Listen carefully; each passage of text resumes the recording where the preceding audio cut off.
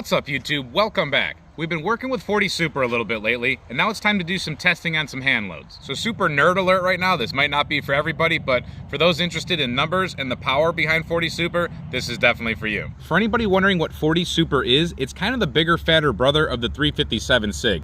So you can see here that the case is necked down. That's necking down from a 45 caliber cartridge down to a 40 caliber projectile. The 357 SIG is a 40 caliber neck down to 357, or 355, or 9mm basically. Being necked down, the idea is to get big case capacity behind a small bullet. This is a 10mm projectile being pushed by a 45 case capacity. Due to that increased case capacity, in some loadings it can definitely outperform the 10mm. An example of a firearm you could shoot this out of would be a 1911 with the proper barrel and proper springs. Today's firearm will be a Remington R1 1911, chambered in 40 Super of course. It has a 5-inch barrel. So in this box we have various loadings of the 180 grain extreme bullet. It's a full metal jacket projectile. We have it loaded with as low as 12.1 grains of powder for around 1150 feet per second.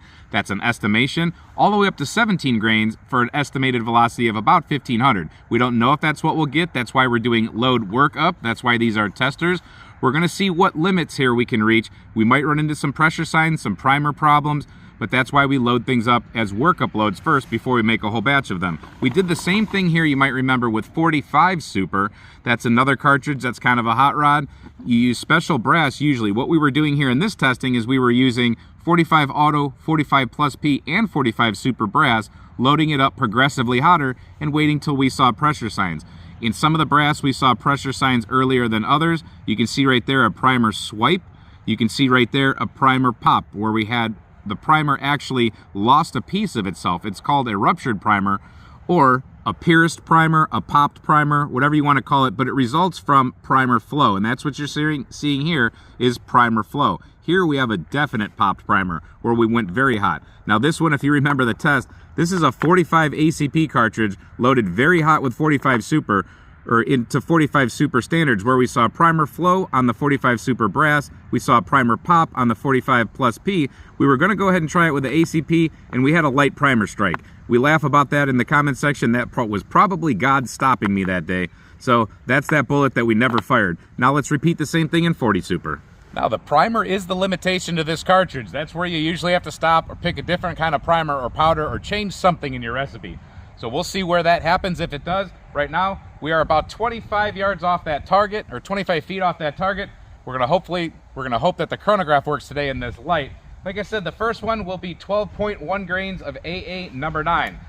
Let's see where we end up.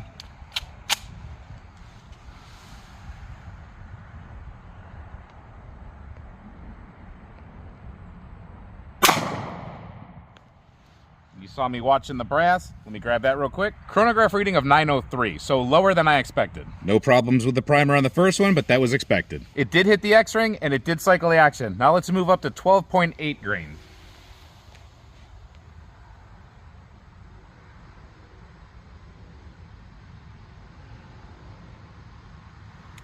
Take the safety off, that'll help.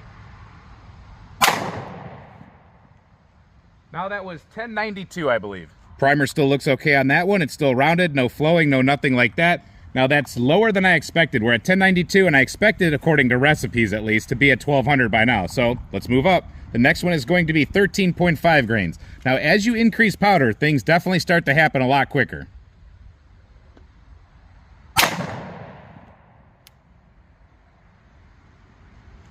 That was 1132. Brass is still looking good. We expected to be at about 1250. Let's see if we can get close to 1300 with 14.2 grains.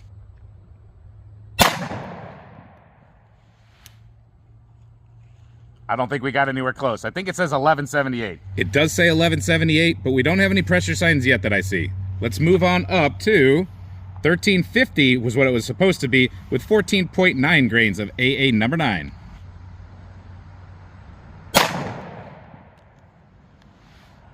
That one says 1267. So we're about 100 feet per second off, but with 14.9, we're still not having any pressure signs. Let's move it up to the 15.6, which we wanted to get 1400 out of.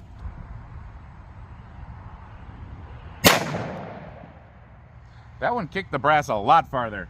And we got a 1300 even on it. No signs of problems yet that I see, and we are exactly 100 feet per second under what we wanted to be at 1400. Now we're going to go to 16.3 grains, and that should give us, according to what I was looking at, about 1450.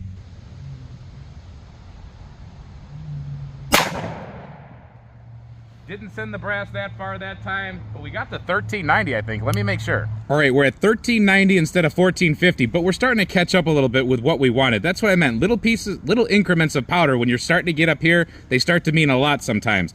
We have a little bit of sign of pressure now, where I can say that that primer is just a little bit flatter than the rest of them. I don't see any flow or swipe or anything like that, but at the moment, I do think it is a little bit more of a flatter primer. The cartridge itself looks fine to me. Sorry, my hands are always filthy, but let's go up to 17 grains. This is where I topped it out because I didn't want to get too high a pressure, but this was supposed to be about 1500 feet per second with 17 grains.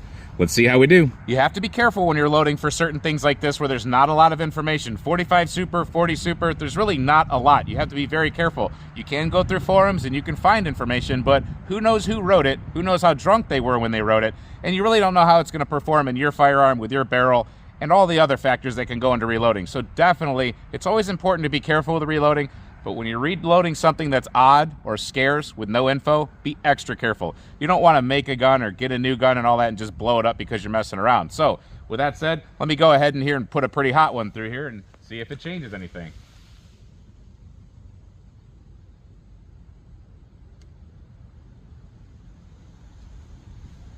Safety off, like always. That brass went the farthest yet. Let me grab that. But first, we have 1426. One thing we can note is that all of those different rounds at those different velocities and loadings did cycle the action properly. So you don't have to load it super hot. You can have fun with a lighter load. It did lock the slide back on the last one, but that one was a pretty hot monster. Now, we got that good velocity out of it. We didn't quite get up to 1500 feet per second, but I'm sure if we adjusted a little bit, I could achieve that because we still don't have any primer flow or anything going on yet.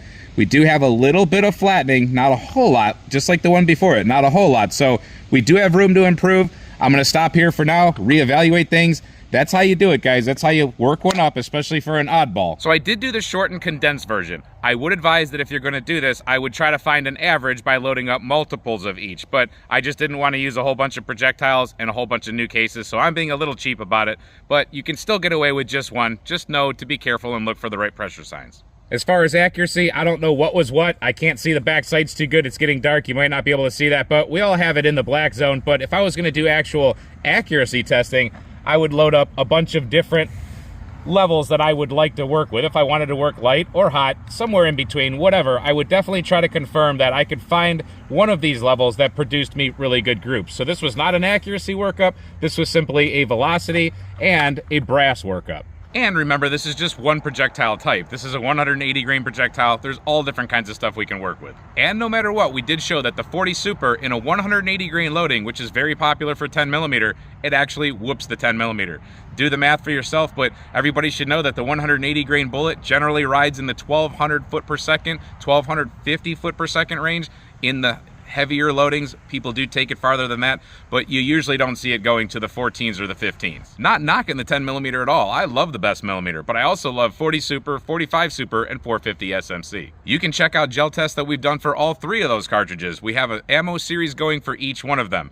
Definitely really cool information we're gathering. Hope you enjoy these type of videos. Thank you for watching this video, and until we see you next time, stay safe, have fun, and keep shooting. Maybe a 40 Super, 45 Super, 450 SMC, anything other than 9.